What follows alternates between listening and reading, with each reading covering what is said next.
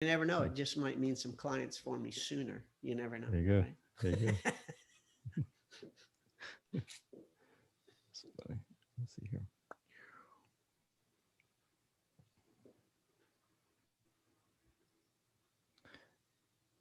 Hello, everyone out in podcast world. I hope you're having a great day. You are listening to or watching the Service Business Mastery Podcast. Uh, Today's episode, I'm excited. I'm always excited about episodes, but today's episode, I'm really excited. Um, I don't know that I've had anybody from any vets from the Marine Corps on the show, but today we do. Uh, Colonel, retired Thomas Connally is with us, and we're going to talk about leadership. It's kind of a, I don't know. I feel like to me, it's a no brainer. Maybe it's the military background. When I think of officer school and OCS and just in general, an experience in Julie going through OCS, and it was not, they didn't teach her nursing there. They taught her leadership. And so we're going to talk leadership today.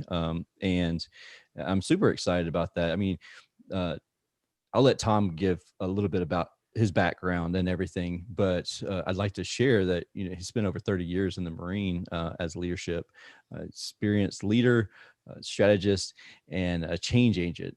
I like that terminology, change agent, with proven performance in leading, building, and fixing organizations by creating a culture of performance. And that's something that I don't feel like, I believe, I know it's not even a belief. It's just it's true. It's a knowledge that creating that changing culture is what it takes in order to create an awesome organization, and that starts with top down leadership. You have bottom up leading, that is a possibility, but as a leader of your organization, if you're listening to this episode, if you're watching this, you most likely are a leader within your organization, and that is definitely where it can start and be very beneficial. Now, if you are listening to this or watching this and you are not the owner, you're not the manager, GM, you can have a bottom up leadership mentality also. And if you have any questions about that, I challenge you to reach out to myself or Tom, because I know that he has uh, plenty to talk about that as well. And if you're a stickler to this podcast, you know that we normally start at top of the hour, and well, it's almost the top of the second hour because we've spent so much time just offline chatting, and it's been a great getting to know Tom. With that being said, welcome to the show, Tom. Hey, thanks, Tersh. It's great to be here. And yes, we had a great conversation offline. And I hope what we talk about, I hope I can bring something for all of your service business owners and everybody that's got anybody that works for them or even works with them, because you're absolutely right, brother. The leadership is something that you develop. It's something that you grow. Uh, People are born with talents, but they're not necessarily born leaders. And That's so, true. and I've known lots of leaders of all, introvert leaders and extrovert leaders and rah leaders and wicked smart leaders. And I've seen them all be successful, um, because they learn it, because Yeah. they work at it. That's the bottom line. You gotta do something if you want something, right? That's So very true. That is very true. And that communication aspect of it and learning yourself. Do you see people doing maybe like personality profiles and stuff like that to figure out like what type of person they are? Most of us know, like I'm an introvert. I've worked really hard to get out of that introvert shell. Part of doing the podcasting was to work on that introvertness that I know and recognize about myself. And but do you ever recommend that kind of thing, like just to say, hey, learn yourself before you can start helping others, type thing? well, I think that sure, you can use those tools. do i Yeah, do i necessarily recommend those tools? No, I don't. Not because they can't be valid, because I mean, every one I've taken, I've brought home to my wife and my son, and they're like, yeah, that's it, that's right on. right. But you know what mine says? It says, commander, I'm like, well, what does that mean? Right. But what it didn't mean, so whether you do Myers-Briggs or one of these other ones, you can get online and do a free one for, Yeah. 5 minutes. And I showed it, I put it up against the Myers-Briggs, showed it to my daughter, my son. They're like, yeah, that's you, Dad. That's, spot on. And that's kind of cool when you're at an inflection point, when you're going, what do I, who do I want to be? What do I want to get better at? That helps. But really, there's all kinds of people around you. And this goes back to that whole idea that leadership is an apprenticed vocation. Okay. Which means that you need to have somebody that you're learning from. It doesn't have to be your boss. It could be your Yeah. pastor. It could be somebody else. But I always talk about three people. Should always have three people in your life. Somebody that you look up to, right? Somebody that has experience, that can tell you kind of what the path looks like as you're moving down the road, and they're unafraid to tell you where you need Hmm. to turn left or turn right, right? And then you got your peers, right? You got a peer, a good friend, somebody who can look at you, coworker, who can look at you and go, no, that's a really dumb idea. Don't do that. That's A not brutally good. honest Yeah, peer, that's right. A not, brutally not honest peer. not a yes Exactly. man. Yeah, but somebody that you have a relationship with, that isn't going to pull punches, right? Hmm. When you throw something out to them. And then you should always have somebody that you are bringing up, somebody that's your apprentice, right? That you're teaching, right? And Yeah. you're teaching about life, you're teaching about leadership, you're teaching about your industry. Um, because in doing that, those people that you're bringing up hold you accountable to the standard, right? Mm. They may aren't going to, they're going to look at you every day and go, yeah, boss, last time you told me that wasn't a good idea. Yeah. Right. I mean, I've had, nothing like, with you saying that, I've had my service experts. I'll be out on a job site, and it's really great with our current team because they were all green. Like they had no bad habits I had to get rid of, and it was challenging in the beginning. But then now it's like we brought on a guy that had experience. He moved into town, and he was doing things. Uh, Rule of thumb, quote unquote. I threw up air quotes there. A rule of mhm, thumb, but definitely not the right way to do things. yeah, And my service expert, my lead guy, he was like, he messaged me and he was like, hey, like this doesn't make sense to me. Is something bad about to happen? And I was like, no, that's just the way it used to. That's how people have always done it, quote unquote. And it's definitely not the way that we do it, and it's not the most accurate and safest way of practicing that. And I was super proud of him, but I was also very taken back, and it was really weird for me because um, he only knew that way. So it wasn't like, great job, man. Like you're doing it the right way. It was like, that's the only way he knew how to do it. And then whenever I a few weeks later, I got on a job site and I was just doing a ride along, because I'll do those with the service guys sometimes.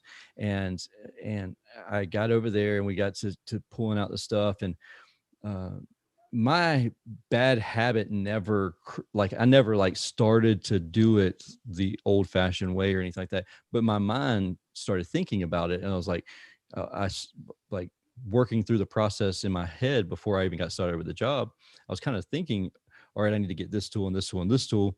And then Matt, he was my service expert. He was like, oh, okay, like I was saying it out loud, and he was like, I don't have that. And I was like, oh yeah, like I don't even know why I said that. Like you don't do it that way. You do it the right way. yeah, And yeah, it was just like one of those, in the heat of the moment, we were having that conversation, and it was like some of the things kind of almost could have reverted to a way of doing it in the past. And I love the fact that he flat out called me on it, and he didn't know that he even called me on it. He just was yeah, like, that's just not how we do it. And I'm like, that's right. That's not how we do it. Let's go. Let's do it the right way. yeah, absolutely. And that's, and that's why you want those three people, and that's why you want to build. That's what that, when I talk about a culture of performance, that's what I'm talking about. I'm talking about that culture where people come into your organization, or they're in your organization, and they want to be there every day because they're getting better, because they're contributing, because they know they're valued, right? And those, so then you have this organization that you, you just, you walk in and you go, what are we doing today? And everybody goes, da, da, da, da, da, da, da, da, Yeah. we got this going on, that going on, the other thing over here. And you know, when I Do was you a young, find that, go ahead, go ahead. real quick, wait, sorry.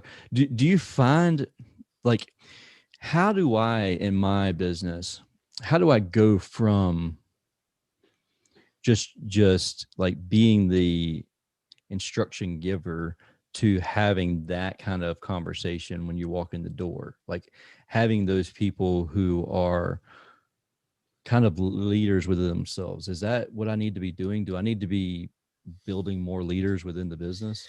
Well, it depends on the, Yeah. on how you're structured, right? I mean, when you think about your organization, you need to think about what your mission is, right? And I know a little bit because you just told me, Uh-huh. in the offside, Yeah. who, and then you say, okay, I know my mission, and how am I organized? Can my organization, you know, make that mission happen? And then who are the leaders, and what leaders do I need to have where? Because the leader has to be what your organization needs. Okay. You can't just say, I'm going to be this kind of leader, right?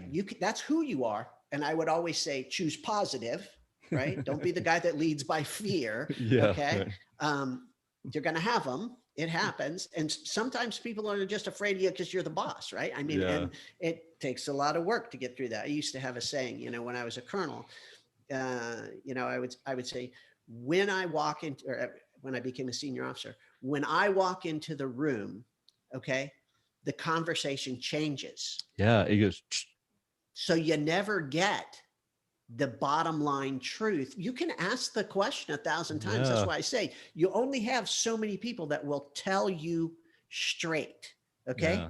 Because those eagles on your collar, right? The Hmm. boss, right? They don't want to upset the boss. They don't know what the boss is going to do. Maybe you're a great guy, but you'll lose your mind. They don't know. It's irrational. Okay. But at the Yeah. same time, it's bred in. Okay. And it's bred in everywhere. There's a respect, there's a certain amount of fear. And then you have to kind of get past that and through that. So the answer to your question, long story, right? You come back around to, what do I need to be doing? You need to be looking at your organization and saying, what kind of leader do they need me to be? Now, you as a leader should always be bringing people along, Hmm. right? You should always be thinking about, how do I build my people in their MOS, in their occupational fields, right? Yeah. What are they, whether it's an IT guy or HVAC guy or a low power, electricity guy, whatever it is, I've got to make sure that they're current. They have time, they have the resources. If I want them to be really good and I want them to want to come to work every day and outperform every other company in the world, then I need to make them capable of doing that. And when you do that, those people go, wow, he gives a dang. Yeah. Yeah. I have a section in my book called Go the Extra Mile, right? I used to call it, well, I don't know what I can say on this because I don't know whether I'm on You're TV or good. whatever, I used to say, you got to give a shit. Yeah. Okay. Totally. You You do. know, and if you do, then your people know that and they'll want to be there and they'll want to be around you. Likewise, if they know that when they bring you the bad news, you're not going to eat them for lunch and fire them, right? Then that fear Yes. factor begins to go away, Now, right? do And you, so, okay. so So like they say, you can't control everything that happens, but you can control your reaction to it. okay. Yeah. I love that. And I love that.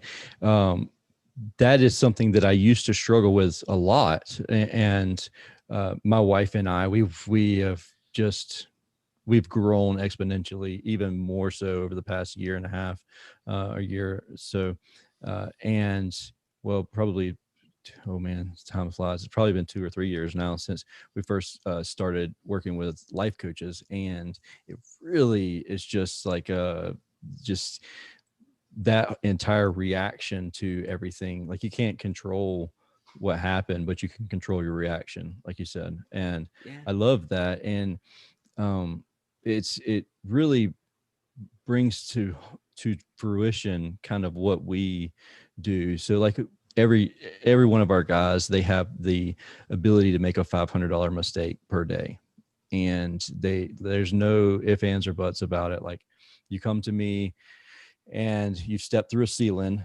like, you're not going to get fired because you stepped through a ceiling. You made a $500 mistake. Now don't step through another ceiling because you might get fired, because you have to wait till tomorrow to cash that ceiling. And but and so, but the thing about it is I have some people, and I'm trying to think, I don't think anybody currently, but maybe somebody in the past, where it was, they're so conditioned to being berated when something negative happens that they would hide it, and it would like, and so it took a really long time to break those habits from those people. Like, I'd rather, like, let's let's go at this together. Like, so you screwed something Yeah, up and it's going to absolutely. cost us money.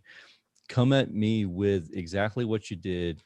Let's be truthful and honest, and then let's get a game plan, and the two of us or the whole crew or whatever, let's all attack the situation, versus me being pinned against the wall later on whenever someone comes to me with a lawsuit or whatever the case may be. uh, what's how like how do I continue to go through that conversation? And like, is there a during an onboarding process that, because I just have been lucky pretty much lately, that I don't have that. Is there something I should be doing when I'm first having initial conversations with people? Uh, Oh, I'm sorry. Did I cut you off? no, no, no. Yeah, Okay. good. All Yeah. right. All right. Good to go. Yeah, I'm just excited Oh yeah. to be engaging. The so this is something that is unique to or unique. It's different from the military, right? In the military, Right. you live with who you're given, right? Right. Yeah. Totally. And some guys have great talent, some don't have as much talent, but at the same time, you know, you never know in the military, who's going to be the guy that jumps on the hand grenade. You don't know who's going to be the guy Good point.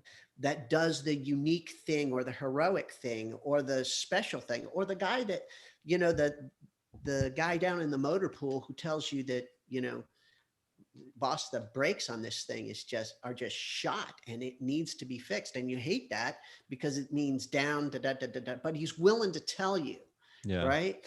And that can be, that saves a lot of lives when you're towing a 10,000-pound howitzer or 16,000-pound howitzer, right? I mean, Right. Yeah. you don't go driving around without brakes, right? Uh-uh.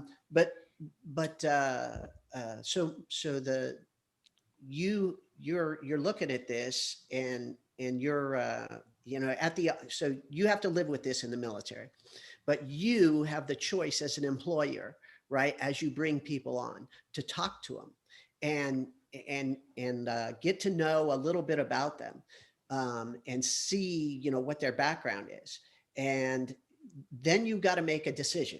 You make a decision as the boss, right? I'm going to hire him, I'm not going to hire him.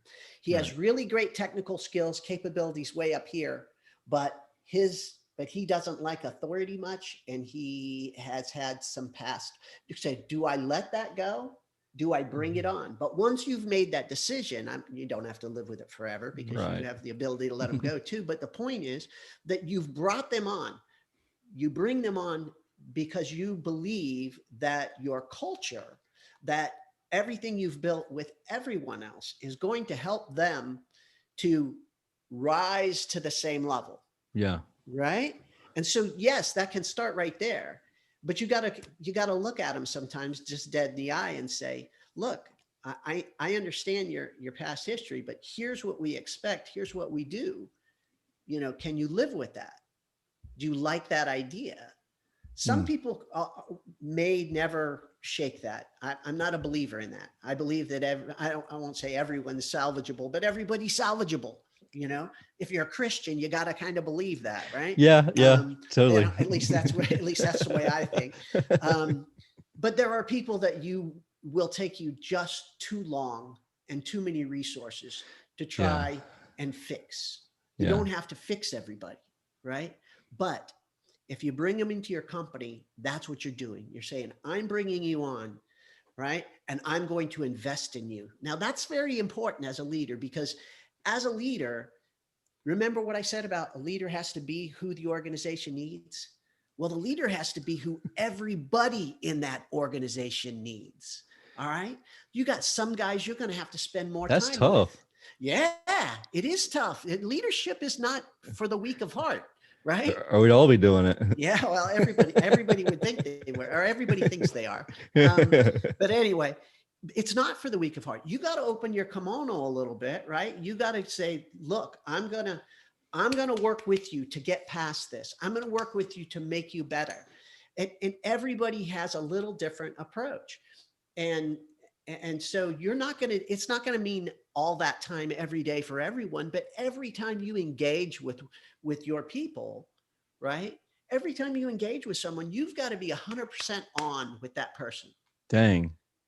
Yeah, you got to be 100% on. That doesn't mean that you're like teaching a class. Yeah, It yeah, just yeah. means you have to be authentic all of the time. What I mean, what do you do in a situation to where you're just not feeling it? Like it's just it's About a person? well, no, just like you get a text message and it's a repetitive text message that you Well, shouldn't be yeah. get, and it's just like, man, I just don't feel like doing this. I don't feel like dealing with this right now. Like, go There are, away, you know. yeah, well, there are 1,000 aspects to leadership, right? There are 1,000 times, and there's a time and a place for everything, right?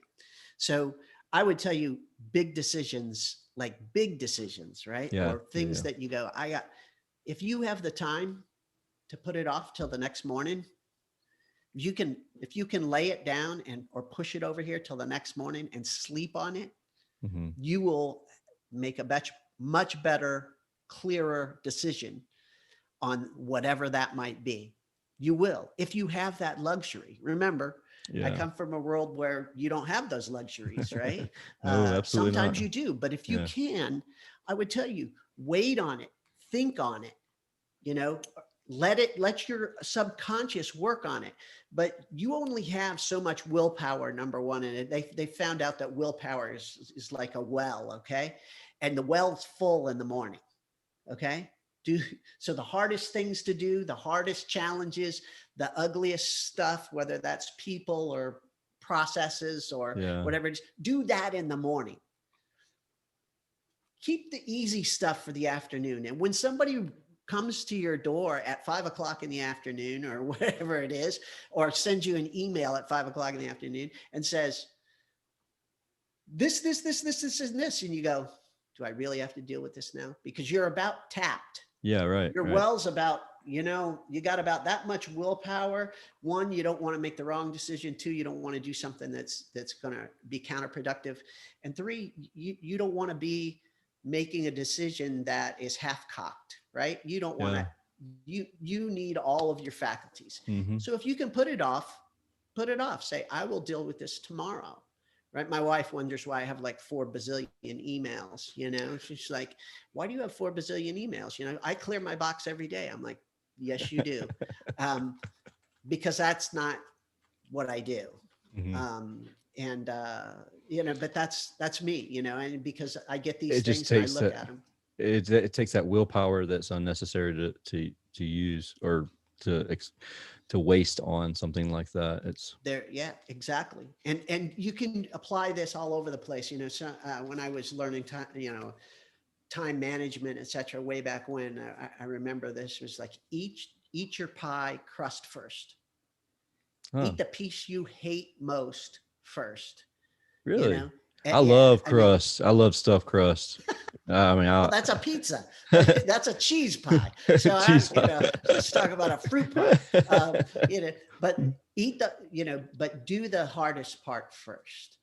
And whatever is your greatest challenge. There's a reason I do my physical training in the morning, right? I do my physical training in the morning, largely That's so, because yeah, like if I just you don't, saying it that, won't happen. exactly. I'm thinking Yeah, makes perfect sense. The problem is what happens if when you hate too much stuff and you don't have enough time in the morning. it's, it's like I don't like working out a Oh, lot. I don't that's like where this. priorities come in, my brother, right? That's where setting priorities come in, right? Do you make a plan every day? Do you sit down That's a and good go, point. Yeah. hey, take 15 minutes and go, here's the things I have to do today. Here's the Yeah. ones that are most important. Here's the ones I can put off till tomorrow. I use a ABC thing, right? A are vital. I have to do those today. I have to get Okay. at them. B is, has some importance. C is, or B is important. C has some value, right? Um, so, the A's, and then I'm going to rack and stack the A's. And when I look at something, I go, wow, I got like 27 things on my list today. That's too Right. many. Hmm. It's too many. I found out a long time ago, and I say this in my book. I can only do about 7 things in a day that require thought. Okay, Okay. Yeah. because I then believe I'm that. I'm then I'm scattered, right? You think about an hour. If you had to spend an yeah. hour on 7 issues, you'd be tapped for the Yeah. I feel day. like I feel like my limit's about 5. Like Okay, 3 to 5 a task a day is a good. yeah, and then you look at that and you say, okay, but it's probably not just one thing, two things, three things. It's probably more Right. like a basket of things. Okay, so Yeah. here's my ad. I hate filing and paperwork. I'm a one-man show. Okay, um, and my wife comes in and goes, "Your desk's a mess," on a routine basis, right? I Yeah. can't live like this. Well, I don't live out of that. I don't live off my desk. Right. I live out of my planner, and I live out of my priorities. But so I have to set aside time and say, look, I'm going to file and I'm going to put stuff away. Because if I don't, there is a point where it becomes counterproductive, and I can't do what I'm going to do. Yeah. There are other things, but you learn to procrastinate the things that don't have to happen right now. But the other piece of that is you got to learn to work on the things that are really high value payoff items, Yeah. That's a right? good point. My strategic plan, my marketing plan, right? Um, your budget. These are things that are high payoff items that you have to do, right? Hmm. And if you don't do them, you're not going to move forward.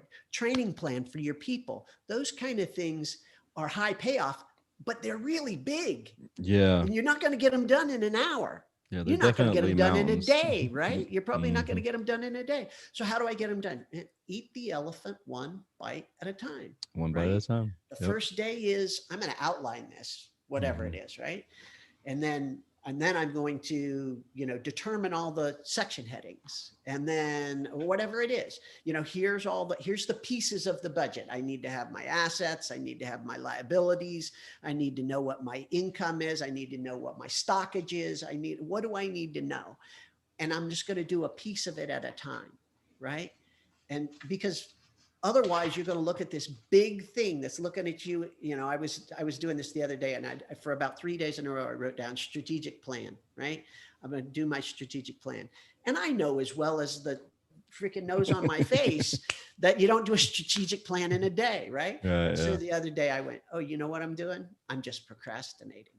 And I Hmm. said, okay, what's the first part of my strategic plan? Review my current strategic plan. Okay, I can do that in an hour. Yeah. And is it on track? Is it not on track?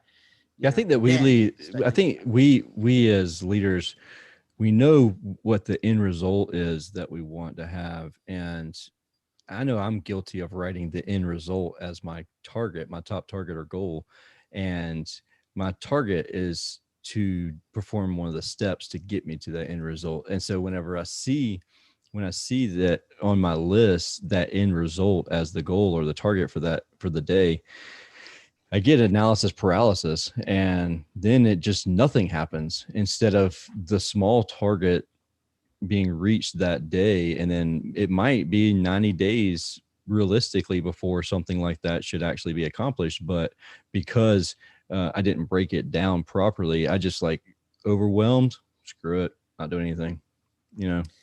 Absolutely. But you wouldn't tell one of your techs or somebody out there on the job to, you know, to Yeah. go, oh, this is a really big job. I'm not going to do it. Well, Yeah. guess what? Leadership is a big job, and you're going to have some big job people, and you're going to have some small job people. Sometimes you Yeah. just got to work through it a little Yeah. bit at a time, right? I totally, I've seen that firsthand. Now, with when it comes to being a leader, would we both agree that you have to lead different people different ways? Um, yeah, Like absolutely. according to, okay, so how as a leader do I turn off one way of leading and turn on another? Or is that just something you kind of acquire? Or like, because so like the military, whenever we're going. And when it's heat, when it's air conditioning season, it's the middle of a summer, or it's August, it's 100% humidity and 98 degrees outside, and somebody calls, like, you're going like nonstop for Right. 4 months. And so it's very much wartime leadership. Hmm. But I don't, and because the interactions are so brief, I don't want my interaction with my guys to be a bad one. I'd rather, especially if they need to be coached one way and I'm coaching the other way, because I haven't turned off or turned on the, I mean, what is that? How do I do Okay, that? so the first thing is, remember, your people know you're human too, Yeah, right? that's a good point. Yeah. Okay, have we all made those mistakes? Have we all, barked at somebody when we shouldn't have? Yeah, but there's that. But that's where it comes back to being authentic, right? Yeah. Because if you do that and you did that, whether you tell them now, say, "Hey, I'm sorry, I didn't, I didn't handle that the best way I could," whether that's now or a week from now, Hmm. right? The sooner the better. You Hmm. look at that person when things cool down, and you go, "Hey, I'm sorry, I'm sorry, I got spun up on this, and or I jumped on you, and you didn't deserve that," and so you know, and they'll understand, because that's being authentic. You have to be who you are, while at the same time be what they need, right? Do you understand where I'm coming I from? understand exactly what Okay, you're it's saying. not easy, right? That's why but I'm but and when you're in chuckling. the heat, and you need to lay that out for them some. Okay, you give them context. One of the great things that leaders do is provide context, so that their people have a perception of what's going on before you get into the 4 months of summer that are going to be running and gunning. You look at them, you pull them all together, for 5 minutes. It doesn't have to be long. Yeah. You go, look, this is the level of business we did last year. Pull out last year's example. Between this time and this time, we did this many calls. Hmm. Roughly, that means we're all going to be going from this time to this time every day of the week. So plan for it now. So let's be ready for it now. Now they have a context for it. Remember, things are going to get heated, not just temperature wise, Yeah. but work wise. We're going to make a lot of money. You're going to be worked to death. Okay. But you're going to have to maintain your cool too when you deal with the customers. All right. And you're going to have to maintain your cool with each other. I got to maintain my cool with you guys. Whoever's changing jobs and doing the business management and the ops Yeah. tempo thing, whether that's you or somebody else, you're going, hey, get done there so you can get to the next one, Uh-huh. right? Yeah. Or I got an emergency over here that needs to be done. That they all understand that that's what's coming. The better context you give people about what's going on and what's happening, the the the easier it is for them to understand, why you're not taking a bunch of time to pat them on the back and ask about their kids and all that stuff, right? Because you don't have time for it. Yeah. But you have to make Legitimately. time when you have time. You Yeah. understand where I'm coming from? Oh yeah. Now, Yeah. That makes sense. and then you got to get to know the people, right? To the level that you can, right? Now, if you're the CEO and you are the CEO, right? And you have intermediate leaders, then you need to be very familiar with your intermediate leaders, Yeah. and they should be very familiar with all the workers. Mm. depending on how big your company is, you want to know them all. But listen, when you got Right. 1,000 people working for you, you're not gonna, you might know their face, but you're not going Right. to know all their names and birthdays. Oh, Okay. absolutely. Yeah. But you do the best you can. And when you do engage with them, you engage with them as, as authentically and personally as you can. You want to know something about them. Mhm. The great thing about, in the Marine Corps, is I always have this saying, you share dirt with people, right? That's a good point. When you went to the field or you were in combat and you were somewhere, you were sharing the same dirt. There was a whole lot of commonality right then, you know, and, and you had the opportunity, if bullets weren't flying or things weren't crazy, to shoot the breeze. And this well as I do. You talk about things you would never necessarily Yeah. talk about. And Yeah. you surely don't talk about it, in an office setting, Right. Hmm. I guess maybe you do a little bit, but not the same, right? Yeah. Oh no, And I agree.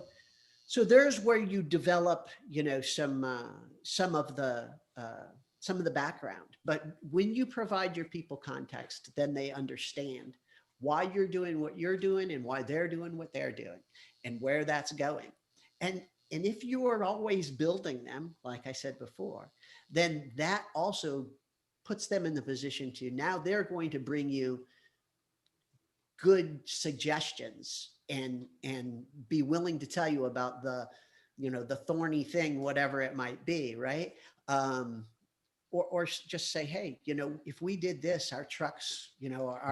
our trucks would be better, and we would, or this with the toolkit, or this with Yeah. whatever it is, or there's this thing out there that I saw the other day, and it would really, step us up. So as long as they understand, what the context is, people ask me about, leading uh, in a combat or a stressful environment versus, leading in peacetime or, Hmm. in business. And I would tell you that leading in a stressful time is actually much easier Yeah. if you can just identify what the objective is, right? Hmm. In Yeah. combat, everybody's got this common level of training. We all know the enemy's over there. Now we're going that way. Hmm. Everybody does what they're trained to do, Yep. right? Because that's what you did in training. Now it's the training that is the hard part, That's true. Yeah. because everybody doesn't see the same vision on the other side, right? Hmm. And in peacetime, when you work in 47 cubicles spread all around some base, maybe, or or you work at your various sites all Hmm. around, you can't be there all together. How do I lead them? Yeah. How do I make them understand that, that I understand what they're doing. I think they're competent. I want them to, continue to grow. I give a shit about their lives and their productivity. How do I do that? And Yeah. and that's much more difficult. It And you is. can't do it all in a day. That is absolutely true. I joke with people that I'm more of a wartime leader, and once things start going smooth, I'm out. Like, check me out. Like, I need the conflict there to solve. I'm a problem solver, but it during the summer when the proverbial shit hits the fan, like, I'm there. Like, all right, this is what we're doing. This is what we're gonna do. You like handle that group. Like, let's go do this. And then kind of like you said, the training kicks in, and so you become very robot like. But whenever things are Cadillacing along and smooth, and it's like, all right, this is boring. I'm done. Check out. See you Well, later. and that's where you get a coach. That's where you have Yeah. somebody who, or you're a mentor, and you go, hey, you know what can I do? Well, if you've committed yourself to being a leader, right, Hmm. then you go, what's over the horizon? How do I Very get true. ready so that the next surge, Mm, right, we're this much more ready? yeah. How do I continue to grow our people? You know, leaders leaders have I think I learned this the first time I ever heard it was actually during Desert Storm, and Brigadier General War Hero came out and talked to us all, and he said one of, and great guy, he said, we as leaders have the luxury of leadership. And I thought about that. And he said, as leaders, you always have something to do. You are Yeah. always busy. That You is don't so have true. time to worry and ponder and you know the but because you have to be doing something. You know, Johnny Rifleman over here,